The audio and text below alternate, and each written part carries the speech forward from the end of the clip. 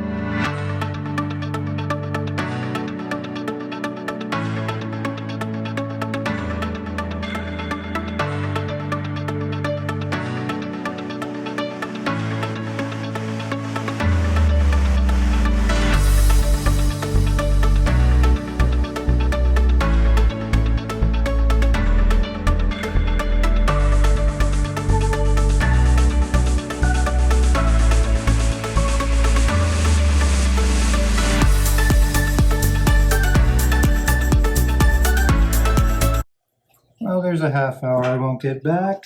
This is the most challenging marriage of a transmission to a body that I've ever had to do. And I'm praying that it's in here right, because of course there's really no way of telling, but it does look sort of right. So with that, I'm going to repair all the broken parts that I broke while I was trying to force this back piece on. And I'll be right back once I finish those repairs, and we'll keep on going. Stand by. And they were right. As soon as we mated this all together, you see the detail on the shifting. It is shifting through all 7 gears, just like they said it would.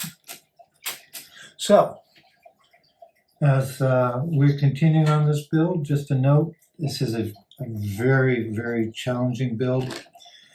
I think it's probably for expert builders. I can't imagine a young builder getting through this without a lot of help from a parent, which of course is not a bad thing. However, their tendency to have these modules built and then attached